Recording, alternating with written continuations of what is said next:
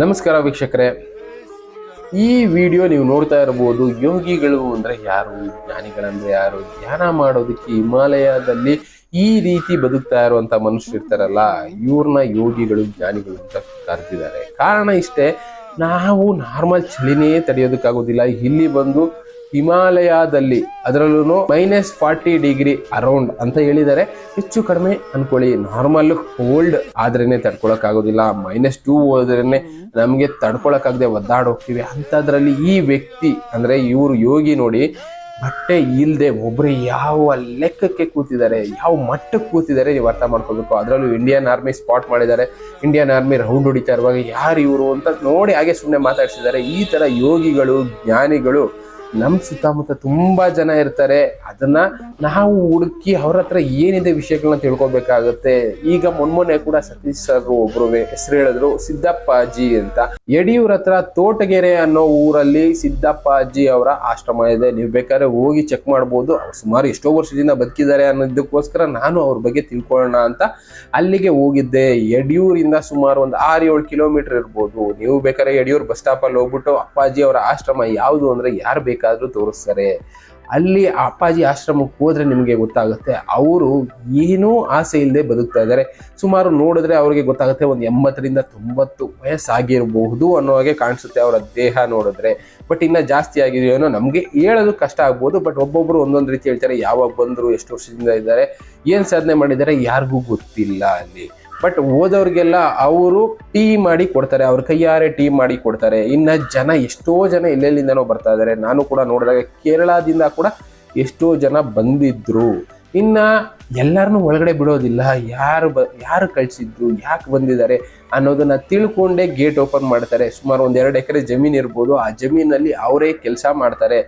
ಇಷ್ಟೊಂದು ಡಿಫ್ರೆಂಟ್ ಆಗಿರುವಂತ ಹಣ್ಣಿನ ಗಿಡಗಳನ್ನ ಬೆಳೆದಿದ್ದಾರೆ. ಅದ್ರ ಜೊತೆಗೆ ಅವರೇ ಅಲ್ಲಿ ಕೆಲಸ ಮಾಡಿ ತರಕಾರಿ, ಬೇರೆ ಬೇರೆ ಏನೇನ್ ಬೇಕು ಗಿಡಮೂಲಿಕೆಗಳು, ಔಷಧಿ ಗಿಡಮೂಲಿಕೆಗಳನ್ನು ಅವರೇ ಬೆಳಿತಾರೆ. ಅವುಗಳನ್ನ ಜಜ್ಜಿ ಅದರಿಂದ ಬರೋ ರಸದಲ್ಲಿ ಅಲ್ಲಿ ಬರೋವಂಥವ್ರಿಗೆ ಟೀ ಮಾಡಿ ಕೊಡ್ತಾರೆ, ಗಿಡಮೂಲಿಕೆಗಳ ಟೀ ಅಂತ. ಇನ್ನು ಯಾರ್ಯಾರೋ ಬಂದವರು ಕೆಲವಷ್ಟು ತಿನ್ನೋದಕ್ಕೆ ಬೇಕಾದ ವಸ್ತುಗಳನ್ನ ತಗೊಬಂದು ಕೊಡ್ತಾರೆ ಅಪ್ಪಾಜಿ ಅವ್ರಿಗೆ. ಅವರು ಅದನ್ನ ಅಲ್ಲಿ ಬರುವಂತ ಜನರಿಗೆ ಹಂಚುವಂತ ಕೆಲಸ ಮಾಡ್ತಾ ಇರ್ತಾರೆ. ಇನ್ನು ಎಷ್ಟೋ ಜನ ಸೇವೆ ಮಾಡಬೇಕು ಅನ್ನೋರು ಹೋಗ್ತಾರೆ, ಅಲ್ಲಿ ಉಳ್ಕೊಳ್ತಾರೆ. 1 ದಿನ 2 ದಿನ ಉಳ್ಕೊಂಡು ಅವರ ಸೇವೆ ಮಾಡಿಕೊಂಡು 1-2-3 ದಿನ ಬಿಟ್ಟು ಹೋಗೋರು ತುಂಬಾ ಜನ ಇದ್ದಾರೆ.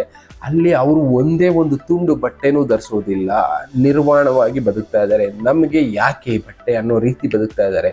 ಎಷ್ಟೋ ಜನ ಎಷ್ಟೋ ಪ್ರಶ್ನೆ ಕೇಳ್ಬೋದು. ಪ್ರಶ್ನೆಗಳಿಗೆ ಉತ್ತರ ಅನ್ನೋದು ಅವ್ರು ಯಾವುದಕ್ಕೂ ಕೊಡೋದಿಲ್ಲ. ಒಂದೇ ಒಂದು ನಗುವಿನಲ್ಲಿ ಉತ್ತರ ಅನ್ನೋದಿರುತ್ತೆ.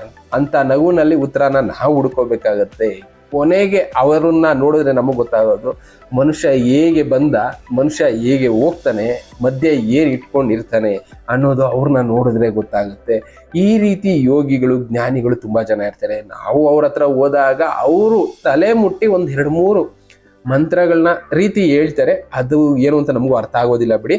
ಆಶೀರ್ವಾದ ಮಾಡ್ತಾರೆ ಅನ್ನೋದು ಬಿಟ್ರೆ ಅಲ್ಲಿ ನಾವು ತಿಳ್ಕೊಬೇಕಾಗಿರೋದು ಇಷ್ಟೇ.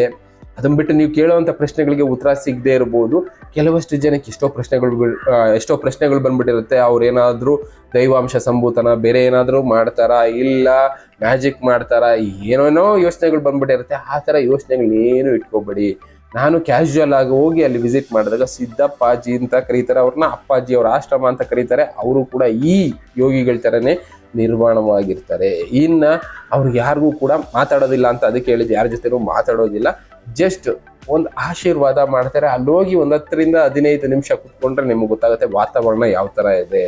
ಅವರ ನಗುವಿನಲ್ಲಿ ಕೆಲವೊಂದು ಅರ್ಥ ಇರುತ್ತೆ. ಆ ನಗು ಮತ್ತೆ ಕೆಲವಷ್ಟು ವಿಷಯಗಳನ್ನ ಅವರೇ ಕ್ಯಾಶುವಲ್ ಆಗಿ ಮಾತಾಡುವಾಗ ತಿಳಿಸ್ಬಿಡ್ತಾರೆ. ಅಂತ ತಿಳ್ಕೊಬೇಕು ಅಂದ್ರೆ ನೀವು ಒಂದ್ಸಲ ಪ್ರಯತ್ನ ಮಾಡಿ. ಸಾಧ್ಯ ಆದ್ರೆ ಯಡಿಯೂರ್ಗೆ ಹೋಗಿ, ಯಡಿಯೂರಿಂದ ಅಪ್ಪಾಜಿ ಅವರ ಆಶ್ರಮ ಅಂತ ಕೇಳಿದ್ರೆ ಯಾರಾದ್ರೂ ತೋರಿಸ್ತಾರೆ. ಒಂದು 6-7 ಕಿಲೋಮೀಟರ್ ಇರ್ಬೋದು. ಅಲ್ಲಿ ಹೋಗಿ ವಿಸಿಟ್ ಮಾಡಿ ಅವ್ರ ಜೊತೆ ಸಾಧ್ಯ ಆದ್ರೆ ಒಂದು 10-20 ನಿಮಿಷ ಟೈಮ್ ಕಳಿಯೋದಕ್ಕೆ ಟ್ರೈ ಮಾಡಿ. ಇದೇ ತರ ಯೋಗಿಗಳು, ಜ್ಞಾನಿಗಳು ತುಂಬಾ ಜನ ಬದುಕ್ತಾ ಇರ್ತಾರೆ. ಎಲ್ಲರ ಮುಂದೆ ಬಂದು ನಾವು ಜ್ಞಾನಿಗಳು, ಯೋಗಿಗಳು ಅಂತ ತೋರಿಸ್ಕೊಳ್ಳೋದಕ್ಕೆ ಇಷ್ಟಪಡೋದಿಲ್ಲ. ಬಟ್ ಆದ್ರೆ ನಾವು ಅಂಥವ್ರನ್ನ ಹುಡ್ಕೋ ಕೆಲಸ ಮಾಡಬೇಕು. ನಿಜವಾದ ಗುರುನ ಹುಡುಕಿ ಅಂದ್ರಲ್ಲ, ಅಂಥ ಗುರುಗಳನ್ನ ಹುಡ್ಕೋ ಕೆಲಸ ಮಾಡಬೇಕು. ಯಾರ್ಯಾರನ್ನೋ ನಂಬ್ಕೊಂಡು ಏನೋ ಅಂತ ಹೋಗೋದಕ್ಕಿಂತ ನಮಗೆ ಏನು ಬೇಡ, ನನಗೋಸ್ಕರ ಏನು ಬೇಡ ಅಂತ ನಿಸ್ವಾರ್ಥ ಬುದ್ಧಿಯಿಂದ ಬದುಕ್ತಾ ಇರ್ತಾರಲ್ಲ, ಅಂಥ ಗುರುಗಳನ್ನ ಹುಡ್ಕೋ ಅಂತ ಕೆಲಸ ಮಾಡಬೇಕು. 108 ಮಾತಾಡ್ಬಿಟ್ಟು 108 ವಿಷಯಗಳನ್ನ ತಲೆಗೆ ತುಂಬಿಟ್ಟು ಏನೇನೋ ಹೇಳೋದಕ್ಕಿಂತ ಏನು ಮಾತಾಡದೆ ಒಂದು ಮಾತಲ್ಲಿ 100 ಅರ್ಥಗಳನ್ನ ಕೊಡುವಂತ ಮಾತಾಡ್ತಾರಲ್ಲ ಅಂತ ಗುರುಗಳನ್ನ ಓದ್ಕೊಳ್ಳಿ. ಇವರು ಕೂಡ ನಗುವಿನಲ್ಲಿ ಕೆಲವಷ್ಟು ಉತ್ತರಗಳನ್ನ ಕೊಡ್ತಾರೆ ನಿಮ್ಮ ಪ್ರಶ್ನೆಗಳಿಗೆ. ಹೋಗಿ ಸಾಧ್ಯ ಆದವರು, ಎಲ್ಲರೂ ಹೋಗಿ ಅಲ್ಲಿ ಏನೋ ಆಗ್ಬಿಡುತ್ತೆ ಅಂತ ನಾನು ಹೇಳ್ತಾ ಇಲ್ಲ, ಸಾಧ್ಯ ಆದವ್ರು ಹೋಗಿ ನಿಮ್ಮ ಕೈ ಸೇವೆ ಮಾಡ್ಬೋದು ಅಂದ್ರೆ ಮಾಡಿ. ಅಲ್ಲಿ ಜೀವನದ ರೀತಿ ಅನ್ನೋದು ಏನು ಅಂತ ಗೊತ್ತಾಗುತ್ತೆ. ನಾವು ಹೇಗೆ ಬಂದಿದ್ದೀವಿ, ಹೇಗೆ ವಾಪಸ್ ಹೋಗ್ತೀವಿ ಭೂಮಿ ಮೇಲಿಂದ ಅನ್ನೋದು ಅಲ್ಲಿ ಅರ್ಥ ಆಗುತ್ತೆ ಅಷ್ಟೇ. ನಿಮ್ಮ ಕೈಲಿ ಸಾಧ್ಯ ಆದರೆ ಒಂದ್ಸಲ ಹೋಗಿ ಅಂತ ಹೇಳೋದಕ್ಕೆ ಇಷ್ಟಪಡ್ತೀನಿ. Thank you. ಮತ್ತೆ ಇದೇ ತರ ಎಷ್ಟೋ ವಿಷಯಗಳಿದೆ, ನಾವು ಹುಡುಕ್ತಾ ಇದ್ರೆ ಸಿಗ್ತಾ ಇರುತ್ತೆ, ಅಂಥದನ್ನ ತಿಳ್ಕೊಳ್ಳೋ ಕೆಲಸ ಮಾಡೋಣ. ನೀವು ಮತ್ತೆ ಸಿಗೋಣ. Good bye.